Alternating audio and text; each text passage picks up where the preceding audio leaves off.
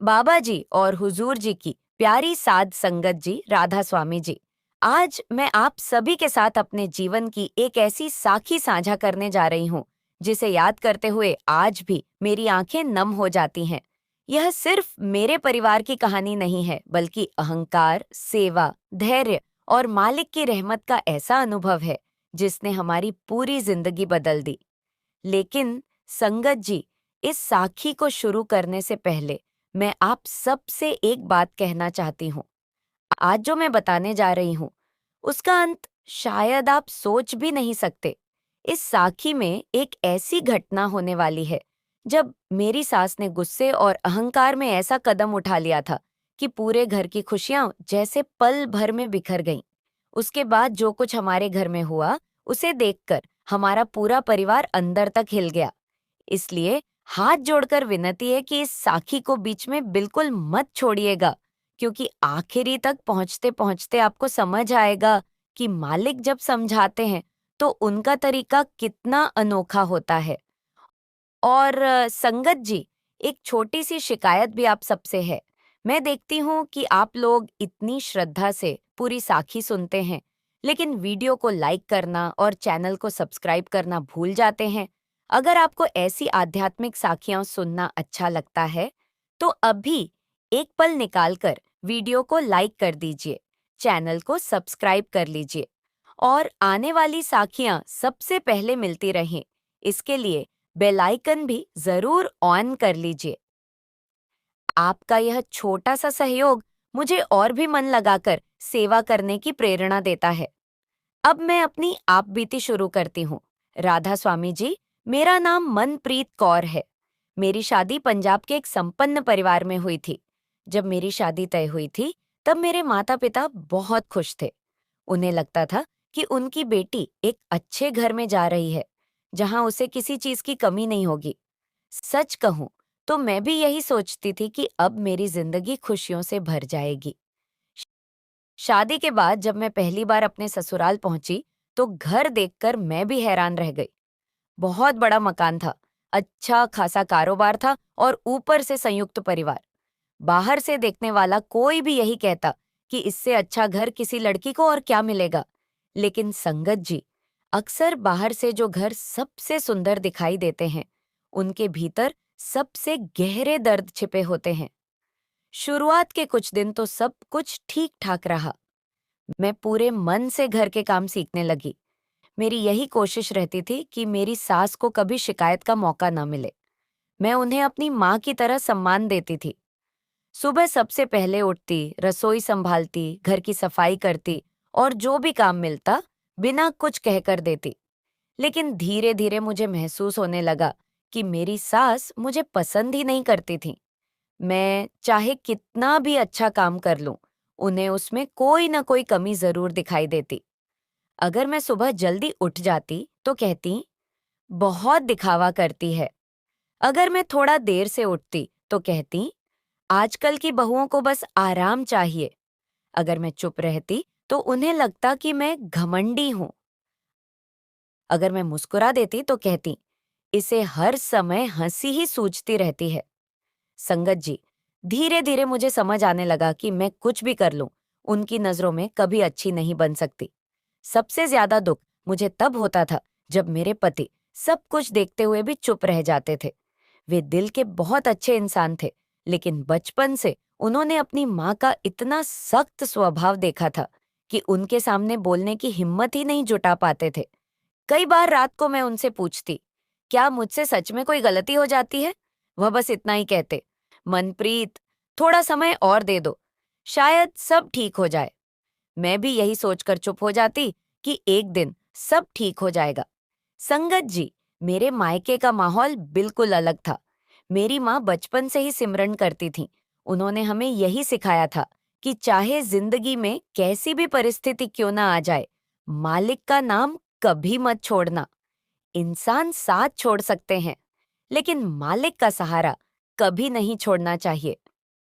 शायद यही संस्कार मेरे साथ ससुराल भी आ गए थे। मैंने अपने कमरे में बाबा जी की एक छोटी सी फोटो रखी हुई थी। हर सुबह घर का काम शुरू करने से पहले मैं 5-10 मिनट उसके सामने बैठकर सिमरन करती थी। उसके बाद ही अपने दिन की शुरुआत करती थी। उस थोड़े से समय में मुझे ऐसी शांति मिलती थी कि पूरे दिन की थकान भी हल्की लगने लगती थी। लेकिन संगत जी, शायद यही बात मेरी सास को सबसे ज्यादा चुभती थी। एक दिन उन्होंने मुझे फोटो के सामने बैठे देखा तो गुस्से में बोली, ये सब दिखावा हमारे घर में नहीं चलेगा। घर फोटो के आगे बैठने से नहीं, काम करने से चलता है। मैंने बहुत विनम्रता से कहा, मम्मी जी, मैं पहले सारे काम ही करती हूँ, बस 5 मिनट सिमरन कर लेती हूँ। लेकिन उन्होंने मेरी एक भी बात नहीं सुनी। उस दिन तो बात वहीं खत्म हो गई, लेकिन उसके बाद लगभग रोज मुझे इसी बात पर ताने सुनने पड़ते। मैं फिर भी चुप रहती। मुझे लगता था कि समय के साथ उनका मन बदल जाएगा। लेकिन मैं यह नहीं जानती थी कि आने वाले कुछ दिनों में ऐसी घटना होने वाली है जो हमारे पूरे परिवार की किस्मत बदल देगी। एक सुबह मेरे पति किसी जरूरी काम से शहर से बाहर गए हुए थे। घर में सिर्फ मैं और मेरी सास ही थे। मैं रोज की तरह सुबह जल्दी उठी, पूरे घर का काम निपटाया, रसोई साफ की, नाश्ता बनाया और जब सब काम पूरे हो गए तो मैं अपने कमरे में जाकर बाबा जी की फोटो के सामने बैठ गई। मेरी आंखें बंद थीं। मेरे होंठों पर धीरे धीरे सिमरन चल रहा था। तभी अचानक कमरे का दरवाजा बहुत जोर से खुला। मैंने घबराकर आंखें खोली और सामने मेरी सास गुस्से से कांपती हुई खड़ी थी। उनकी आंखों में ऐसा क्रोध था जैसा मैंने पहले कभी नहीं देखा था। उस पल मुझे बिल्कुल भी अंदाजा नहीं था कि अगले कुछ सेकंड में वह ऐसा कदम उठाने वाली है जिसे याद करके आज भी मेरा दिल कांप उठता है। मेरी सास तेज कदमों से मेरे सामने आकर खड़ी हो गई। उनके चेहरे पर गुस्सा साफ दिखाई दे रहा था। उन्होंने बिना कुछ सोचे समझे ऊंची आवाज में कहा, फिर शुरू हो गया तेरा यही सब। कितनी बार कहा है कि ये सब हमारे घर में नहीं चलेगा। मैं तुरंत उठकर खड़ी हो गई और हाथ जोड़कर बोली, मम्मी जी, बस 5 मिनट बैठी थी, सारे काम मैंने पहले ही कर दिए हैं। लेकिन मेरी बात पूरी भी नहीं हुई थी कि उन्होंने गुस्से में कमरे के चारों तरफ नजर दौड़ाई और सीधा बाबा जी की फोटो की तरफ बढ़ गई। संगत जी, उस पल मेरा दिल बहुत तेज धड़कने लगा। पता नहीं क्यों, लेकिन मुझे ऐसा लगा जैसे कुछ बहुत गलत होने वाला है। मैंने घबराकर कहा, मम्मी जी, कृपया ऐसा मत कीजिए। लेकिन उन्होंने मेरी एक भी बात नहीं सुनी। उन्होंने फोटो अपने हाथ में उठाई और गुस्से में बोली, अगर इतने ही बड़े हैं तेरे बाबा जी, तो आज देखती हूँ कैसे बचाते हैं तुझे। इतना कहकर उन्होंने पूरी ताकत से वह फोटो आंगन की तरफ फेंक दी। अगले ही पल छन्न, कांच टूटने की तेज आवाज पूरे घर में गूंज उठी। संगत जी, ऐसा लगा जैसे किसी ने मेरे दिल के टुकड़े कर दिए हों। मैं दौड़ती हुई आंगन में पहुंची। फोटो जमीन पर पड़ी थी। फ्रेम का कांच पूरी तरह टूट चुका था और उसके छोटे छोटे टुकड़े चारों तरफ बिखरे हुए थे। मेरे हाथ कांप रहे थे। मैं धीरे से नीचे बैठी और बहुत संभाल कर उस फोटो को उठाया।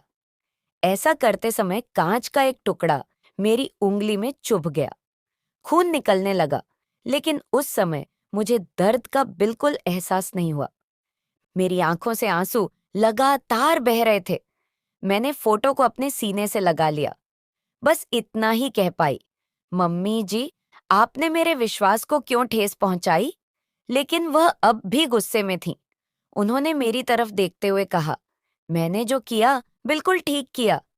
अब देखती हूँ तेरा विश्वास तेरे किस काम आता है। इतना कहकर वह वहां से चली गई। संगत जी, मैं बहुत देर तक वहीं बैठी रही। मुझे ऐसा लग रहा था जैसे मेरे अंदर की सारी ताकत खत्म हो गई हो। मैंने टूटे हुए कांच को अलग किया, फोटो को साफ कपड़े से पोंछा और बहुत संभाल कर अपने कमरे में ले आई। उस दिन मेरा मन किसी भी काम में नहीं लगा। फिर भी मैंने अपने आंसू पोंछे और घर का सारा काम पहले की तरह पूरा किया। मेरी माँ हमेशा कहा करती थी, बेटी, हालात चाहे जैसे भी हों, अपने संस्कार कभी मत छोड़ना।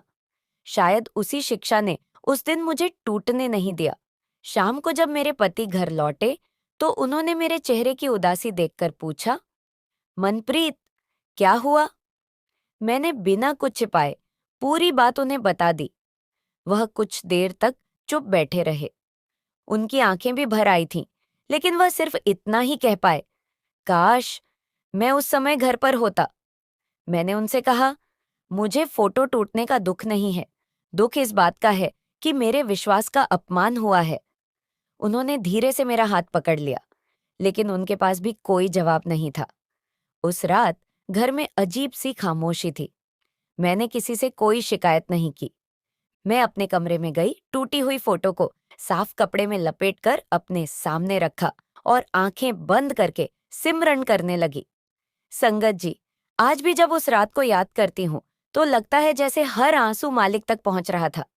इसी बीच संगत जी, आप सबसे फिर एक छोटी सी शिकायत है। मैं देखती हूँ कि बहुत से लोग पूरी साखी बड़े प्रेम से सुनते हैं। कई लोग अंत तक जुड़े रहते हैं, लेकिन जाते समय वीडियो को लाइक किए बिना और चैनल को सब्सक्राइब किए बिना ही चले जाते हैं। अगर आपको मेरी यह साखी जरा भी अच्छी लग रही है तो कृपया अभी 1 सेकंड निकालकर वीडियो को लाइक कर दीजिए, चैनल को सब्सक्राइब कर लीजिए और बेल आइकन भी जरूर ऑन कर लीजिए। आपका एक छोटा सा सहयोग हमें और भी ऐसी प्रेरणादायक साखियां आप तक पहुंचाने की हिम्मत देता है। उस रात मैं लगातार सिमरन करती रही, रोते रोते न जाने कब मेरी आंख लग गई। करीब रात के 3 बजे अचानक मुझे ऐसा महसूस हुआ जैसे पूरे कमरे में एक बहुत ही मधुर और अनोखी खुशबू फैल रही हो। वह खुशबू मैंने पहले कभी महसूस नहीं की थी। उसकी महक से जैसे मन का सारा डर धीरे धीरे शांत होने लगा। मैंने धीरे से अपनी आंखें खोली। संगत जी, सामने का दृश्य देखकर मैं कुछ पल के लिए बिल्कुल स्थिर रह गई। मेरे कमरे के दरवाजे के पास सफेद वस्त्र पहने एक बुजुर्ग खड़े थे। उनके चेहरे पर अद्भुत शांति थी। उनके मुखमंडल पर ऐसा तेज था कि मैं चाहकर भी उनसे अपनी नजरें नहीं हटा पा रही थी। उन्हें देखते ही मेरे भीतर का भय जैसे पल भर में समाप्त हो गया। उन्होंने बहुत शांत और स्नेह भरी आवाज में कहा, बेटी, डर मत, विश्वास को कोई तोड़ नहीं सकता। बस इतना सुनते ही मेरे आंसू फिर से बहने लगे। मैं रोते हुए बोली, मैंने किसी का बुरा नहीं किया, फिर मेरे साथ ऐसा क्यों हो रहा है? उन्होंने मेरे सिर पर बहुत स्नेह से हाथ रखा। फिर बोले, जब किसी के भीतर अहंकार बढ़ जाता है, तब जीवन उसे स्वयं आईना दिखाता है। धैर्य रख, सेवा मत छोड़ना और नाम से कभी दूर मत होना। मैं ध्यान से उनकी बातें सुन रही थी। तभी उन्होंने एक और बात कही, ऐसी बात जिसने मेरे मन की धड़कनें और तेज कर दी। उन्होंने कहा, कल जो होगा उसे देखकर घबराना मत। उनकी यह बात सुनकर मेरे मन में न जाने कितने प्रश्न उठने लगे। मैं कुछ पूछ पाती उससे पहले ही उनकी मुस्कान और भी गहरी हो गई और धीरे धीरे वह दृश्य मेरी आंखों के सामने से ओझल होने लगा। लेकिन कमरे में फैली वह दिव्य सी खुशबू बहुत देर तक बनी रही। और अगले दिन सुबह जो हुआ उसने पहली बार मेरी सास के जीवन की दिशा ही बदलनी शुरू कर दी। सुबह जब मेरी आंख खुली तो कुछ पल के लिए मैं बिल्कुल शांत बैठी रही। रात का वह अनुभव बार बार मेरे मन में घूम रहा था।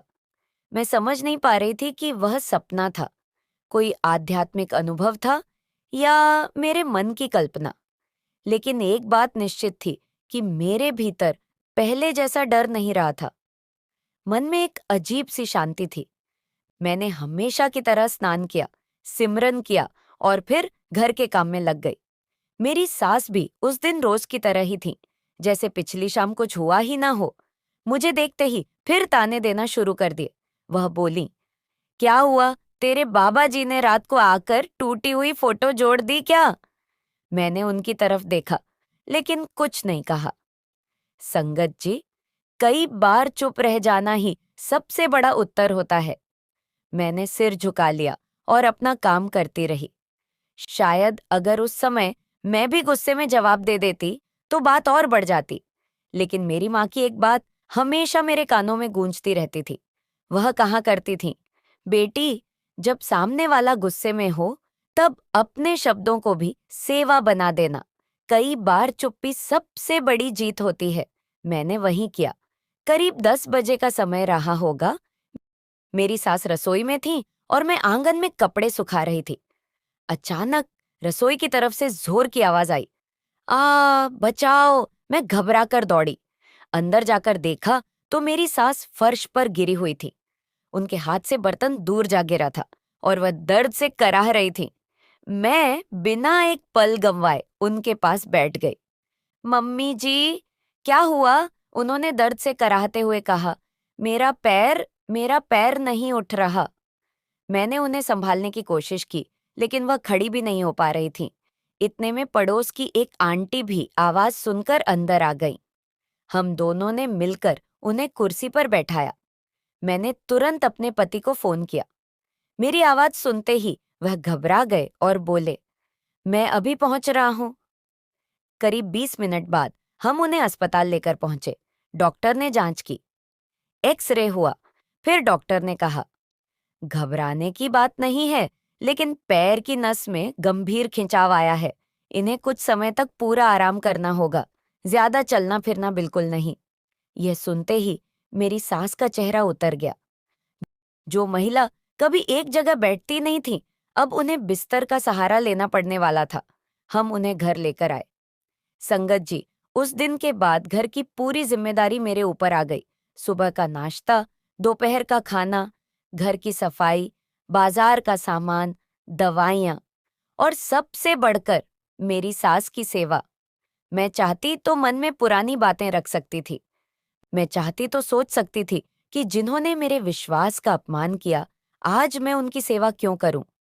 लेकिन न जाने क्यों मेरे मन में ऐसा एक भी विचार नहीं आया। मुझे सिर्फ इतना याद था कि सेवा कभी व्यक्ति देखकर नहीं की जाती। सेवा तो मालिक को समर्पित भाव से की जाती है। मैं समय पर उन्हें दवा देती, खाना बनाकर अपने हाथों से खिलाती, रात को कई कई बार उठकर उनका हाल पूछती। अगर उन्हें पानी चाहिए होता तो तुरंत पानी देती। कभी तकिया ठीक करती, कभी उनके पैरों पर दवा लगाती। यह सब देखकर मेरे पति कई बार मुझसे कहते, मनप्रीत, तुम्हारे दिल में जरा भी गुस्सा नहीं है क्या? मैं मुस्कुरा देती। मैं बस इतना कहती, अगर मैं भी नफरत पाल लूंगी तो फिर फर्क क्या रह जाएगा? संगत जी, शायद मालिक इंसान की परीक्षा इसी तरह लेते हैं। कुछ दिन ऐसे ही बीत गए। मेरी सास अब पहले की तरह जोर जोर से नहीं बोलती थी। वह अक्सर चुपचाप मुझे काम करते हुए देखती रहती। कई बार ऐसा लगता जैसे उनके मन में कुछ चल रहा हो, लेकिन वह कहती कुछ नहीं थी। एक रात मैं उनके पैरों पर दवा लगा रही थी। कमरे में बिल्कुल शांति थी। अचानक उन्होंने धीमी आवाज में पूछा, मनप्रीत। मैंने कहा, जी मम्मी जी। उन्होंने मेरी तरफ देखते हुए कहा, मैंने तेरे साथ इतना बुरा किया, फिर भी तू मेरी इतनी सेवा क्यों कर रही है? संगत जी, उनका यह प्रश्न सुनकर मेरी आंखें भर आईं। मैंने धीरे से कहा, मम्मी जी, आपने मुझे दुख जरूर दिया था, लेकिन मेरी माँ ने मुझे यह नहीं सिखाया कि दुख देने वाले से नफरत करो। उन्होंने तो हमेशा यही सिखाया कि सेवा और सिमरन कभी मत छोड़ना। मेरी बात सुनकर वह कुछ देर तक मुझे देखती रही। उनकी आंखों में पहली बार कठोरता नहीं थी। ऐसा लग रहा था जैसे उनके भीतर कहीं कुछ पिघलने लगा हो। संगत जी, यहां मैं आप सबसे फिर एक प्यार भरी शिकायत करना चाहूंगी। मैं जानती हूं कि आप में से बहुत से लोग इस समय पूरी श्रद्धा के साथ यह साखी सुन रहे हैं, लेकिन जब मैं बाद में देखती हूं तो पता चलता है कि हजारों लोग वीडियो देख गए पर लाइक नहीं किया और चैनल को सब्सक्राइब भी नहीं किया। अगर आपको लगता है कि ऐसी साखियां और लोगों तक भी पहुंचनी चाहिए, तो कृपया अभी वीडियो को लाइक कर दीजिए, चैनल को सब्सक्राइब कर लीजिए और बेल आइकन ऑन करना बिल्कुल मत भूलिए। आपका एक छोटा सा सहयोग इस सेवा को आगे बढ़ाने में बहुत मदद करता है। उस रात मौसम भी कुछ अलग था। आधी रात के करीब अचानक तेज आंधी चलने लगी। कुछ ही मिनटों में पूरे इलाके की बिजली चली गई। घर घुप अंधेरे में डूब गया। मैं मोमबत्ती लेने रसोई की तरफ जा रही थी। तभी एक बार फिर वही जानी पहचानी मधुर खुशबू पूरे घर में फैलने लगी। मेरे कदम अपने आप रुक गए। दिल की धड़कन पहले से कहीं ज्यादा तेज हो गई। मैंने धीरे धीरे पीछे मुड़कर देखा। दरवाजे के पास वही सफेद वस्त्र पहने बुजुर्ग शांत भाव से खड़े थे। उनके चेहरे पर पहले जैसी ही दिव्य मुस्कान थी। उन्होंने मेरी तरफ देखकर बहुत स्नेह से कहा, बेटी, सेवा मत छोड़ना। मैं हाथ जोड़कर खड़ी रह गई। उन्होंने आगे कहा, तेरे धैर्य से ही इस घर का अंधेरा धीरे धीरे समाप्त होगा। मैं भावुक होकर उन्हें देखती रही। फिर उन्होंने एक वाक्य कहा जो आज भी मेरे मन में उसी तरह गूंजता है। उन्होंने कहा, अहंकार इंसान को अंधा कर देता है, लेकिन प्रेम उसे फिर से देखने की शक्ति दे देता है। मैं कुछ कह पाती, उससे पहले ही वह धीरे धीरे मेरी आंखों के सामने से ओझल हो गए। लेकिन इस बार मेरे मन में एक अजीब सा विश्वास जाग चुका था। मुझे लगने लगा था कि शायद हमारे घर में कुछ बहुत बड़ा बदलने वाला है।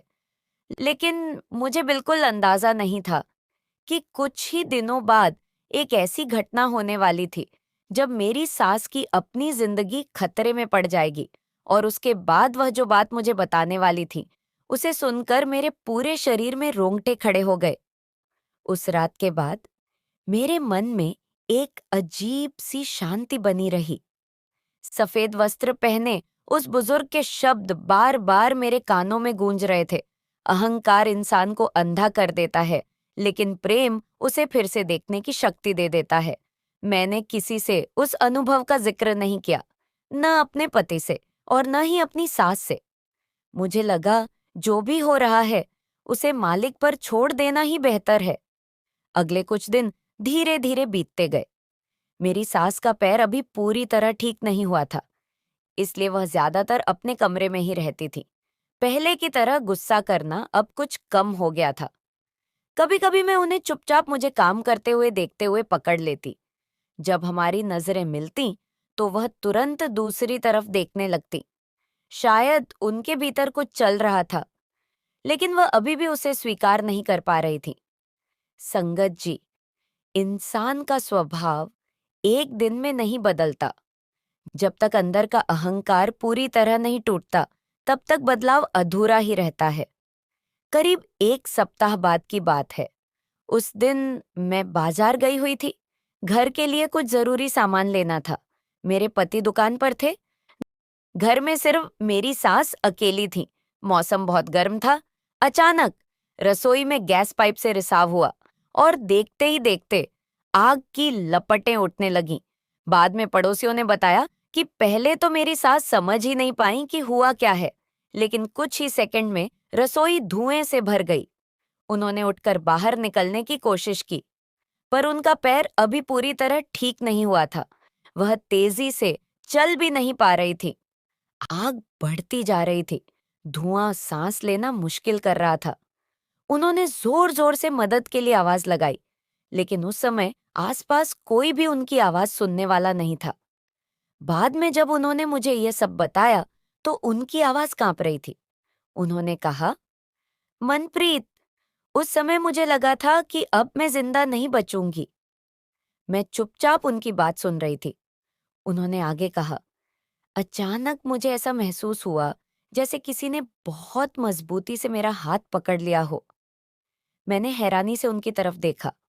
उन्होंने कांपती हुई आवाज में कहा, मुझे किसी का चेहरा साफ दिखाई नहीं दे रहा था, लेकिन सफेद कपड़े पहने एक बुजुर्ग जैसे मुझे सहारा देकर दरवाजे की तरफ ले गए। मैं खुद नहीं समझ पा रही थी कि मैं चल कैसे रही हूं। कुछ ही पल बाद मैं आंगन में आकर गिर गई। इतने में पड़ोसी पहुंच गए। उन्होंने तुरंत आग बुझाई।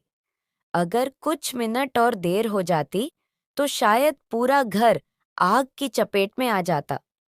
संगत जी, जब मैं बाजार से वापस पहुंची और यह सब देखा तो मेरे पैरों तले जमीन खिसक गई। मेरी सास आंगन में बैठी कांप रही थी। मैं दौड़कर उनके पास गई। उन्होंने मेरा हाथ कसकर पकड़ लिया। उनकी आंखों से लगातार आंसू बह रहे थे। उन्होंने रोते हुए कहा, आज अगर वह सफेद कपड़ों वाला बुजुर्ग मुझे बाहर न निकालता तो शायद मैं आज जिंदा नहीं होती। संगत जी, उनके मुंह से यह बात सुनते ही मेरे रोंगटे खड़े हो गए। मेरे मन में तुरंत वही रात याद आ गई, वही खुशबू, वही शांत चेहरा, वही सफेद वस्त्र। लेकिन मैंने उस समय कुछ नहीं कहा। मैं सिर्फ चुपचाप मालिक का शुक्राना करती रही।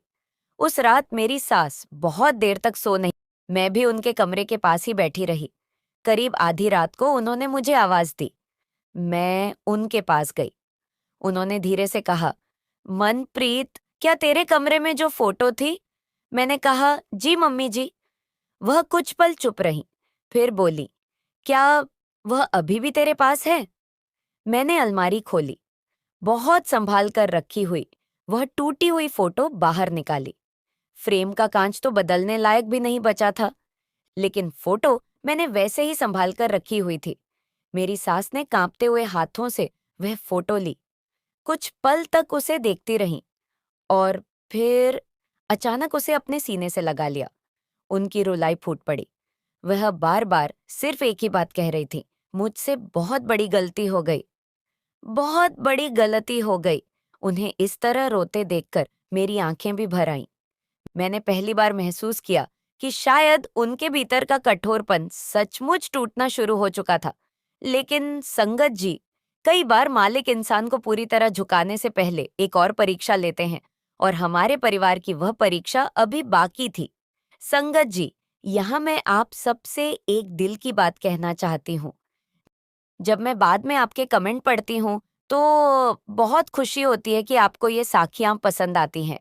लेकिन फिर जब मैं देखती हूँ कि इतने लोग सुनकर भी चैनल को सब्सक्राइब नहीं करते, तो सच कहूँ, थोड़ा-सा दुख भी होता है।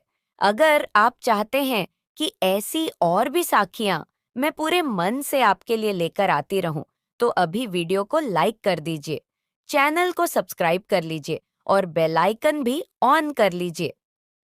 आपका यह छोटा सा सहयोग मेरे लिए बहुत बड़ी हौसला अफजाई है। अगली सुबह मेरी सास ने पहली बार मुझे अपने कमरे में प्यार से बुलाया।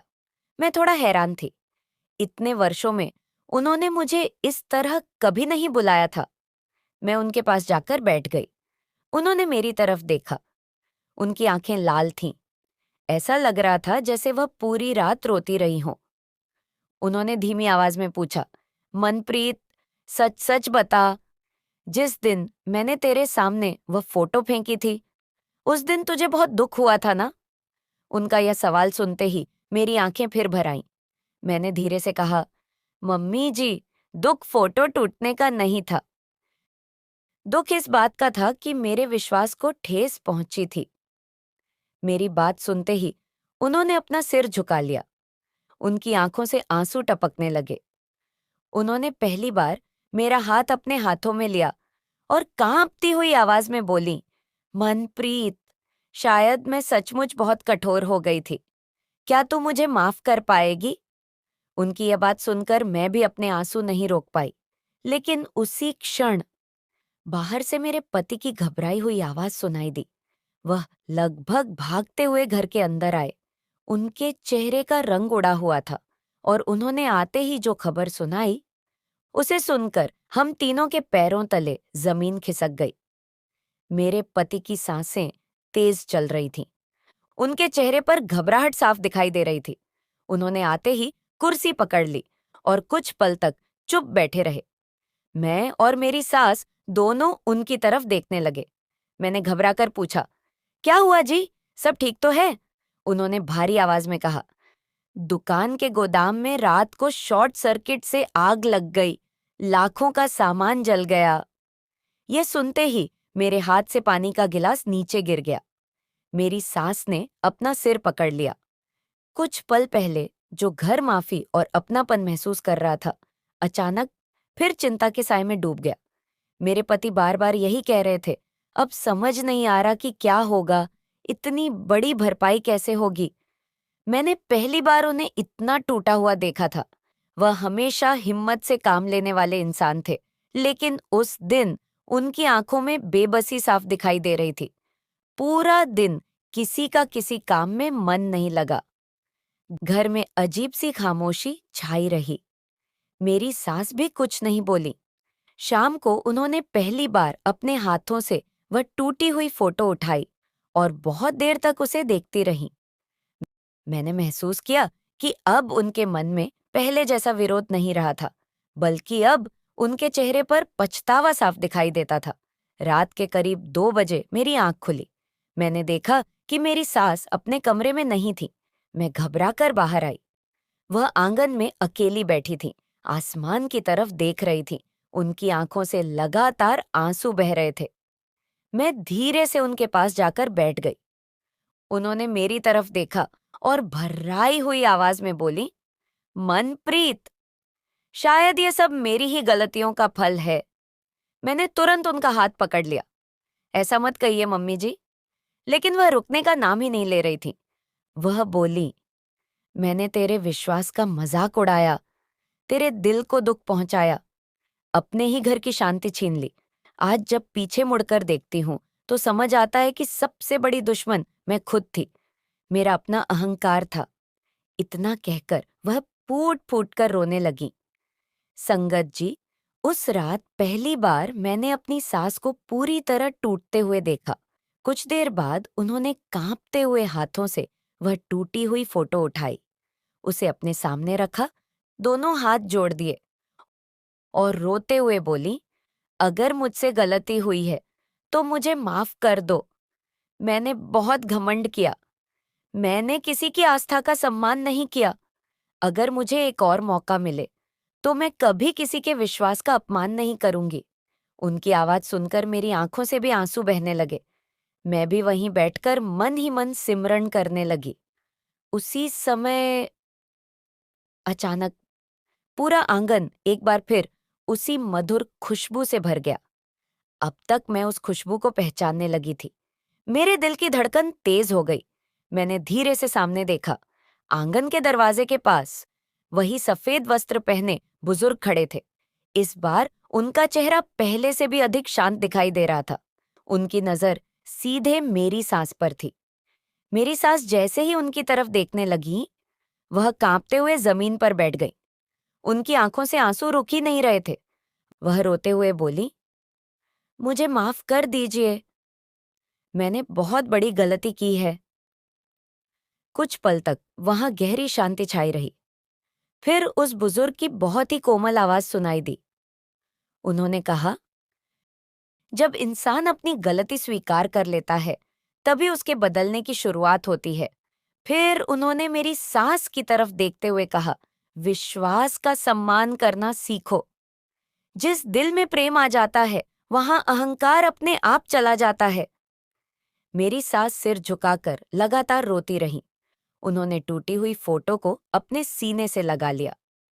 कुछ ही क्षण बाद वह बुजुर्ग धीरे धीरे मेरी आंखों के सामने से ओझल हो गए।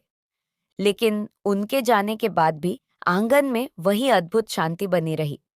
संगत जी, उस रात मेरे मन में एक अजीब सा विश्वास पैदा हो गया था।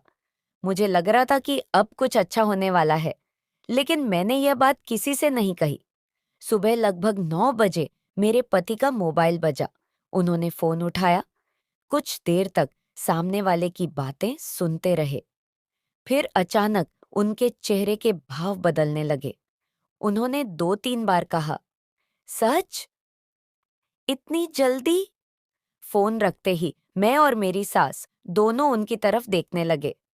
उन्होंने खुशी और हैरानी से भरी आवाज में कहा, जिस कंपनी का सामान गोदाम में था, उन्होंने बताया है कि इंश्योरेंस क्लेम उम्मीद से कहीं जल्दी पास हो गया है और सबसे बड़ी बात, लगभग पूरा नुकसान कवर हो जाएगा। मैं और मेरी सास एक दूसरे का चेहरा देखने लगे।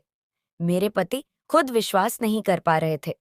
वह बार बार कह रहे थे, मैंने तो सोचा भी नहीं था कि इतना जल्दी सब हो जाएगा।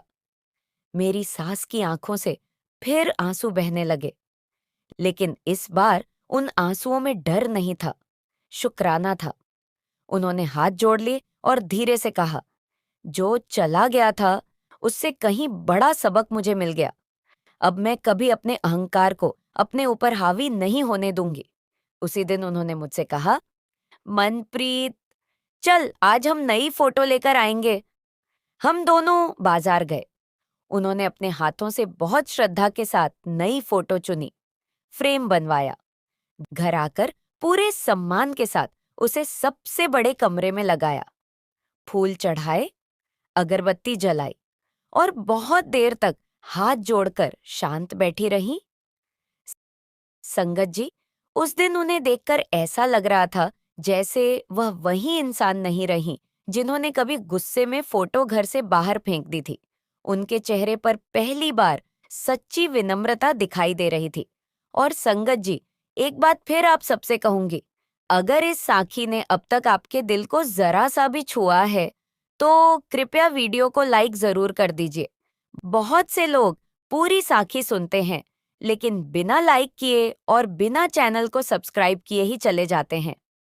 आपका एक लाइक और एक सब्सक्राइब हमारे लिए बहुत बड़ा हौसला होता है और आने वाली साखियां समय पर मिलती रहें, इसके लिए बेल आइकन भी जरूर ऑन कर लीजिए। उस दिन के बाद हमारे घर का माहौल सचमुच बदलने लगा। जहां पहले हर समय ऊंची आवाजें सुनाई देती थीं, वहां अब सुबह शाम शांति रहने लगी। लेकिन हमें बिल्कुल भी अंदाजा नहीं था कि मालिक हमारे घर के साथ साथ पूरे मोहल्ले को भी एक ऐसी घटना का साक्षी बनाने वाले थे जिसे देखकर वर्षों तक लोग सिर्फ एक ही बात कहते रहे। उस रात जो हुआ था वह आज भी हमारी समझ से परे है। उस दिन के बाद हमारे घर का वातावरण सचमुच बदलने लगा था। जहां पहले छोटी छोटी बातों पर बहस और नाराजगी होती थी, वहीं अब सुबह की शुरुआत शांति से होने लगी। मेरी सास सबसे पहले उठती, स्नान करती, अगरबत्ती जलाती और बाबा जी की नई फोटो के सामने हाथ जोड़कर चुपचाप बैठ जाती। कई बार मैं दूर से उन्हें देखती रहती। उनकी आंखें बंद होती, लेकिन पलकों के किनारों से आंसू लगातार बहते रहते। एक दिन उन्होंने मुझे अपने पास बैठाया और बोली, मनप्रीत, मुझे आज समझ आया है कि सबसे बड़ा अंधेरा घर के बाहर नहीं, इंसान के अपने मन में होता है। और जब मन अहंकार से भर जाता है, तब सामने दिखाई देने वाली सच्चाई भी दिखाई नहीं देती। उनकी बात सुनकर मेरे मन में उनके लिए जो बची खुची शिकायत थी, वह भी समाप्त हो गई।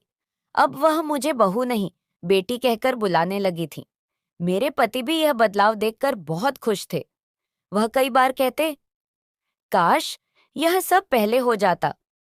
मैं मुस्कुरा देती और कहती, जो समय मालिक तय करते हैं वही सही समय होता है। धीरे धीरे उनका कारोबार भी पहले जैसा चलने लगा।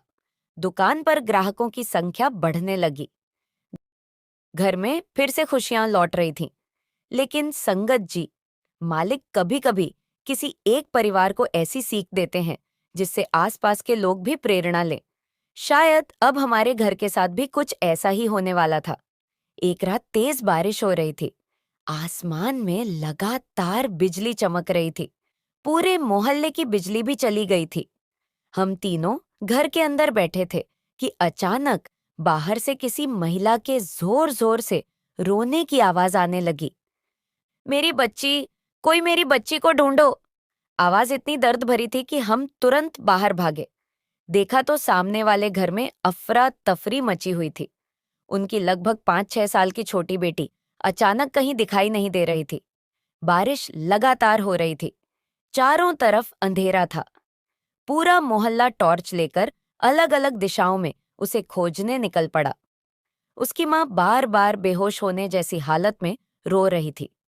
उसके पिता हर किसी से हाथ जोड़कर कह रहे थे, मेरी बच्ची को ढूंढ दीजिए। यह दृश्य देखकर मेरी आंखें भी भर आईं। मैंने पहली बार अपनी सास की तरफ देखा। उनके चेहरे पर भी गहरा दर्द दिखाई दे रहा था। वह धीरे धीरे घर के अंदर गईं। सीधे बाबा जी की फोटो के सामने बैठ गईं। दोनों हाथ जोड़ लिए और रोते हुए बोली, मालिक, अगर मेरी जैसी गलती करने वाली पर भी आपने दया की, तो उस माँ की गोद भी सूनी मत होने देना। उसकी बच्ची उसे वापस मिल जाए। उनकी आवाज इतनी सच्ची थी कि मेरे भी आंसू निकल आए। संगत जी, जैसे ही उन्होंने यह प्रार्थना पूरी की, उसी क्षण एक बार फिर पूरा कमरा उसी जानी पहचानी मधुर खुशबू से भर गया। अब मैं उस खुशबू को पहचान चुकी थी। मेरा दिल तेजी से धड़कने लगा। मैंने धीरे से दरवाजे की तरफ देखा। वहां कुछ पल के लिए वही सफेद वस्त्र पहने बुजुर्ग खड़े दिखाई दिए। उनके चेहरे पर हल्की सी मुस्कान थी। उन्होंने मेरी सांस की तरफ देखा और बहुत शांत स्वर में कहा, जब मन सच्चे पश्चाताप से बदल जाता है, तब उसकी दुआ में भी असर आ जाता है। फिर उन्होंने बाहर अंधेरे की तरफ इशारा करते हुए कहा, बच्ची सुरक्षित है, उसे डरने मत देना।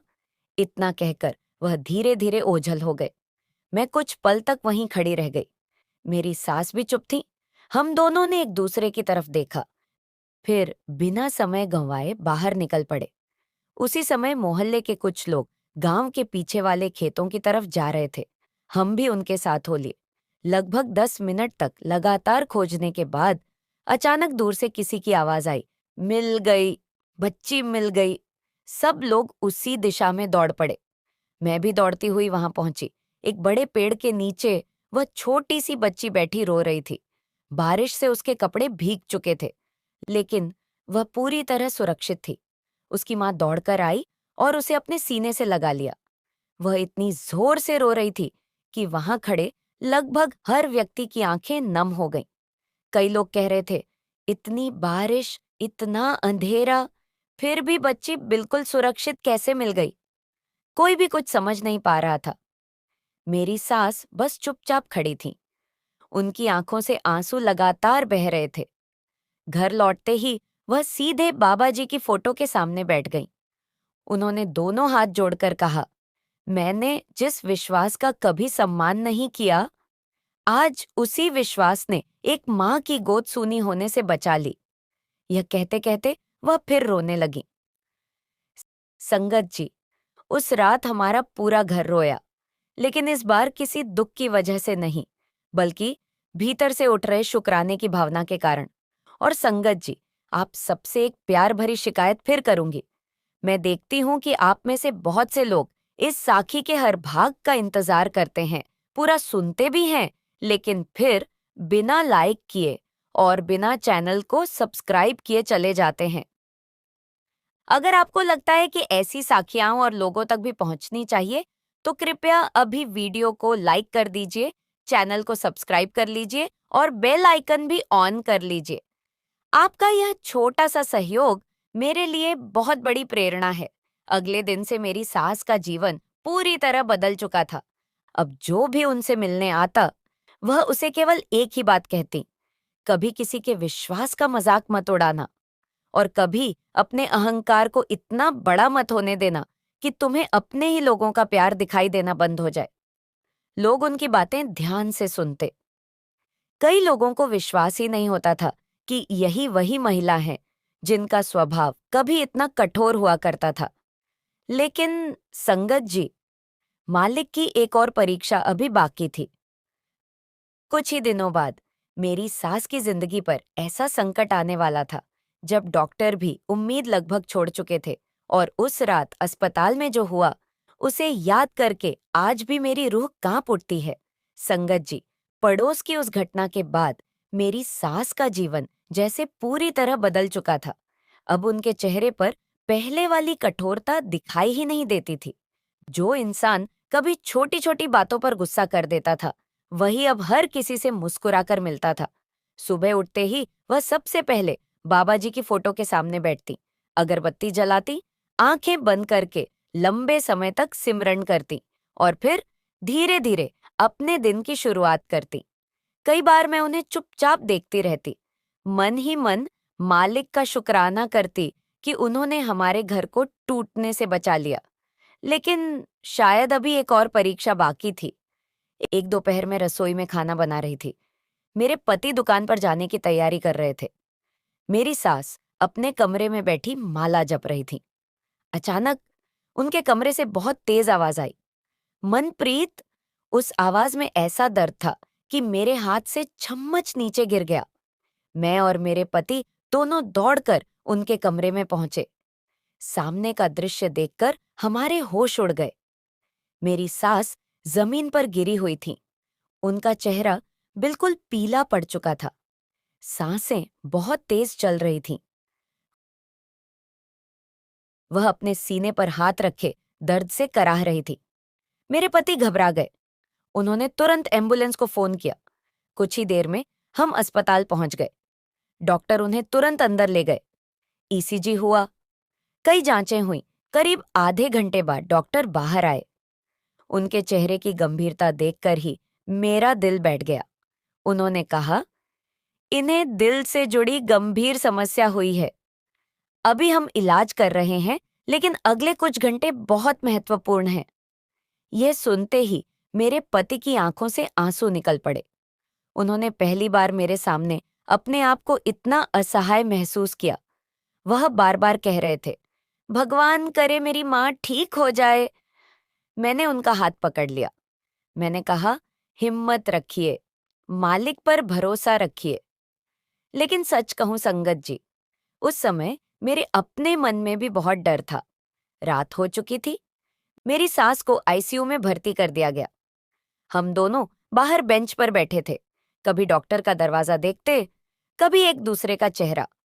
हर गुजरता हुआ मिनट बहुत भारी लग रहा था। करीब रात के 2 बजे डॉक्टर फिर बाहर आए। उन्होंने कहा, हम पूरी कोशिश कर रहे हैं, लेकिन अभी कुछ भी कहना जल्दबाजी होगी। ये सुनकर मेरे पति वहीं बैठकर रोने लगे। मैंने भी अपनी आंखें बंद कर लीं। मन ही मन लगातार सिमरन करती रही। मैं सिर्फ यही प्रार्थना कर रही थी, मालिक, अगर आपने इनके मन को बदल दिया है, तो अब इन्हें अकेला मत छोड़िए। समय जैसे रुक गया था। अस्पताल के उस लंबे कॉरिडोर में अजीब सी खामोशी थी। तभी करीब 3 बजे एक बार फिर वही मधुर और जानी पहचानी खुशबू पूरे कॉरिडोर में फैलने लगी। मेरे पूरे शरीर में जैसे एक कंपन सा दौड़ गया। मैंने धीरे धीरे पीछे मुड़कर देखा। आईसीयू के दरवाजे के पास वही सफेद वस्त्र पहने बुजुर्ग खड़े थे। उनके चेहरे पर पहले जैसी ही दिव्य शांति थी। उन्होंने मेरी तरफ देखकर बहुत स्नेह से कहा, बेटी, घबराना मत। जिसने सच्चे मन से अपनी भूल स्वीकार कर ली हो, मालिक उसे कभी अकेला नहीं छोड़ते। मेरी आंखों से आंसू बहने लगे। मैं हाथ जोड़कर खड़ी रही। उन्होंने फिर आईसीयू की तरफ देखा, हल्की सी मुस्कान दी और बहुत शांत स्वर में कहा, अभी इसका समय बाकी है। बस इतना कहकर वह धीरे धीरे मेरी आंखों के सामने से ओझल हो गए। लेकिन इस बार मेरे मन का सारा डर जैसे समाप्त हो चुका था।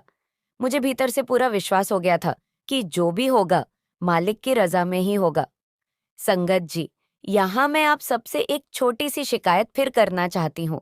मैं रोज देखती हूँ कि हजारों लोग पूरी श्रद्धा के साथ यह साखी सुनते हैं। कई लोग कमेंट में लिखते भी हैं कि उन्हें ऐसी साखियां बहुत पसंद हैं। लेकिन जब मैं देखती हूँ कि वीडियो पर लाइक बहुत कम है और चैनल को भी बहुत लोग सब्सक्राइब नहीं करते, तो सच कहूँ थोड़ा सा दुख होता है। अगर आप चाहते हैं कि मैं आगे भी पूरे मन से ऐसी साखियां सुनाती रहूं, तो कृपया अभी वीडियो को लाइक कर दीजिए, चैनल को सब्सक्राइब कर लीजिए और बेल आइकन भी जरूर ऑन कर लीजिए, ताकि अगली साखी का नोटिफिकेशन आपको सबसे पहले मिले। सुबह लगभग 5 बजे डॉक्टर तेजी से आईसीयू से बाहर आए। हम दोनों तुरंत खड़े हो गए। डॉक्टर के चेहरे पर इस बार पहले जैसी चिंता नहीं थी। उन्होंने कहा, यह सचमुच हैरान करने वाली बात है। रात तक इनकी हालत लगातार गंभीर बनी हुई थी, लेकिन अचानक हार्ट की स्थिति स्थिर हो गई। अब खतरा पहले से काफी कम है। ये सुनते ही मेरे पति वहीं हाथ जोड़कर खड़े हो गए। उनकी आंखों से आंसू रुक ही नहीं रहे थे। मैंने भी मन ही मन मालिक का लाख लाख शुक्राना किया। करीब 2 दिन बाद मेरी सास को पूरी तरह होश आ गया। मैं उनके पास बैठी थी। उन्होंने धीरे धीरे अपनी आंखें खोली। कुछ पल तक मुझे देखती रहीं, फिर बहुत धीमी आवाज में बोली, मनप्रीत। मैं तुरंत उनके पास झुक गई। उन्होंने मेरा हाथ पकड़ लिया। उनकी पकड़ बहुत हल्की थी, लेकिन उनकी आंखों में एक अलग ही चमक थी। उन्होंने मुझसे पहला सवाल पूछा, वह सफेद कपड़ों वाले बाबा कहाँ गए? मेरी सांस जैसे एक पल के लिए रुक गई। मैंने कुछ नहीं कहा। वह आगे बोली, रात को वह मेरे सिर पर हाथ फेर रहे थे। उन्होंने कहा था, डर मत, अभी तुझे बहुत कुछ सीखना और बहुत कुछ बांटना बाकी है। ये सुनते ही मेरे और मेरे पति दोनों के रोंगटे खड़े हो गए, क्योंकि उस समय आईसीयू के अंदर उनके पास कोई भी नहीं था। लेकिन संगत जी, अस्पताल से घर लौटने के बाद मेरी सास ऐसा फैसला लेने वाली थी जिसने पूरे मोहल्ले को भावुक कर दिया, और उनकी एक स्वीकारोक्ति सुनकर वहां मौजूद शायद ही कोई ऐसा व्यक्ति था जिसकी आंखें नम न हुई हों। संगत जी, अस्पताल से घर लौटने के बाद मेरी सास पहले जैसी बिल्कुल नहीं रही। उनके चेहरे पर अब न गुस्सा था, न किसी के लिए कटुता, और न ही अपने होने का अभिमान। उनके चेहरे पर जो चीज सबसे ज्यादा दिखाई देती थी वह थी विनम्रता। हर सुबह वह सबसे पहले स्नान करती, बाबा जी की फोटो के सामने बैठती, हाथ जोड़ती और फिर बहुत देर तक आंखें बंद करके सिमरन करती रहती। कई बार मैं उन्हें देखती तो लगता जैसे वह हर दिन मालिक का शुक्राना अदा कर रही हो कि उन्हें समय रहते अपनी गलती का एहसास हो गया। एक दिन उन्होंने मुझसे कहा, मनप्रीत, अगर मालिक मुझे समय रहते नहीं जगाते तो शायद मैं सारी उम्र अपने ही अहंकार में जीती रहती। मैंने उनका हाथ पकड़कर कहा, मम्मी जी, बीती हुई बातों को अब याद मत कीजिए। जिसने अपनी गलती मान ली उसके लिए नया रास्ता अपने आप खुल जाता है। उन्होंने मुस्कुराकर मेरी तरफ देखा। शायद पहली बार उस मुस्कान में सच्ची शांति थी। कुछ दिनों बाद उन्होंने पूरे मोहल्ले के लोगों को हमारे घर आने का निमंत्रण दिया। मुझे समझ नहीं आ रहा था कि वह अचानक सबको क्यों बुला रही हैं। शाम होते होते हमारे आंगन में काफी लोग इकट्ठा हो गए। पड़ोसी, रिश्तेदार, आसपास के जान पहचान वाले सब वहां मौजूद थे। आंगन में बाबा जी की नई फोटो सजी हुई थी, उसके सामने फूल रखे हुए थे। मेरी सास धीरे धीरे उठी, दोनों हाथ जोड़कर सबके सामने खड़ी हो गई। कुछ पल तक वह कुछ बोल ही नहीं पाई। उनकी आंखों से आंसू लगातार बह रहे थे। फिर उन्होंने बहुत धीमी लेकिन साफ आवाज में कहा, आज मैं आप सबसे माफी मांगना चाहती हूँ। पूरा आंगन बिल्कुल शांत हो गया। उन्होंने आगे कहा, मैंने अपने अहंकार में आकर बहुत बड़ी गलती की थी। मैंने अपनी ही बहू के विश्वास को ठेस पहुंचाई। मैंने गुस्से में आकर बाबा जी की फोटो घर से बाहर फेंक दी। उस समय मुझे लगता था कि मैं बिल्कुल सही हूं, लेकिन सच तो ये था कि मैं अपने ही अहंकार की कैदी बन चुकी थी। ये कहते कहते उनकी आवाज भर्रा गई। उन्होंने फोटो की तरफ देखा, फिर बोली, जिस तस्वीर का मैंने कभी अपमान किया, उसी तस्वीर को देखकर आज मुझे अपनी सबसे बड़ी भूल याद आती है। अगर उस दिन मुझे अपनी गलती का एहसास नहीं कराया जाता तो शायद मेरा घर भी टूट जाता और मेरा अपना मन भी। पूरा माहौल बहुत भावुक हो चुका था। कई लोगों की आंखों में आंसू थे। मेरे पति भी चुपचाप सिर झुकाकर खड़े थे। मैंने पहली बार अपनी सास को इतने लोगों के सामने बिना किसी झिझक के अपनी गलती स्वीकार करते हुए देखा। इतने में अचानक एक बार फिर वही जानी पहचानी मधुर खुशबू पूरे आंगन में फैल गई। मैंने सहज ही दरवाजे की तरफ देखा। कुछ क्षणों के लिए मुझे ऐसा लगा जैसे वही सफेद वस्त्र पहने बुजुर्ग वहां खड़े मुस्कुरा रहे हों। उन्होंने मेरी सास की तरफ देखा और बहुत हल्के से अपना सिर झुका दिया, जैसे किसी को आशीर्वाद दे रहे हों। अगले ही पल वह दृश्य मेरी आंखों के सामने से ओझल हो गया। लेकिन उस पल मेरे मन में एक ही भावना थी, शुक्राना। मेरी सास भी अचानक जमीन पर बैठ गई। उनकी आंखों से आंसू लगातार बह रहे थे, लेकिन इस बार उन आंसुओं में डर नहीं था, सिर्फ कृतज्ञता थी। उस दिन के बाद हमारे घर में जैसे एक नया जीवन शुरू हो गया। जहां कभी छोटी छोटी बातों पर मनमुटाव होता था, वहां अब प्रेम से बातें होने लगीं। जहां पहले ऊंची आवाजें सुनाई देती थीं, वहां अब सुबह शाम सिमरन की मधुर ध्वनि सुनाई देने लगी। मेरी सास अब जो भी हमारे घर आता, उससे सिर्फ एक ही बात कहती, कभी किसी के विश्वास का मजाक मत उड़ाना, और कभी अपने अहंकार को इतना बड़ा मत होने देना कि वह तुम्हें सही और गलत का अंतर ही भुला दे। धीरे धीरे दूर दूर से लोग उनसे मिलने आने लगे। वह अपनी पूरी कहानी सुनाती, लेकिन हर बार अंत में यही कहती, मैं किसी को चमत्कार की कहानी नहीं सुनाती, मैं सिर्फ अपनी गलती और उससे मिली सीख सुनाती हूँ। अगर मेरे बदलने से किसी एक इंसान का भी घर टूटने से बच जाए, तो समझूंगी कि मेरे जीवन की सबसे बड़ी गलती भी किसी की भलाई का कारण बन गई। संगत जी, आज उस घटना को कई वर्ष बीत चुके हैं, लेकिन आज भी हमारे घर में वह टूटी हुई पुरानी फोटो बहुत संभाल कर रखी हुई है। वह हमारे लिए सिर्फ एक टूटा हुआ फ्रेम नहीं है, वह हमें हर दिन यह याद दिलाती है कि इंसान से गलती हो सकती है, लेकिन अगर वह सच्चे मन से अपनी भूल स्वीकार कर ले, तो उसके भीतर बदलाव भी आ सकता है। और यही इस पूरी साखी की सबसे बड़ी सीख है। संगत जी, अंत में आप सबसे फिर एक प्यार भरी शिकायत है। आप लोगों का इतना प्रेम मिलता है कि हर नई साखी पर हजारों लोग जुड़ जाते हैं, लेकिन उनमें से बहुत से लोग वीडियो को लाइक नहीं करते और चैनल को सब्सक्राइब किए बिना ही चले जाते हैं।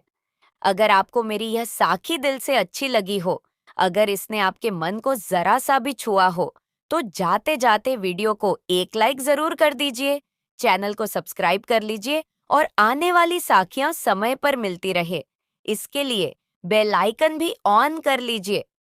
आपका एक छोटा सा सहयोग हमारे लिए बहुत बड़ी प्रेरणा है और इसी से हमें ऐसी और साखियां आपके लिए लेकर आने की शक्ति मिलती है। अगर इस साखी से आपको विनम्रता, सेवा और विश्वास की कोई भी सीख मिली हो, तो कमेंट बॉक्स में प्रेम से राधा स्वामी जी अवश्य लिखिए। राधा स्वामी जी,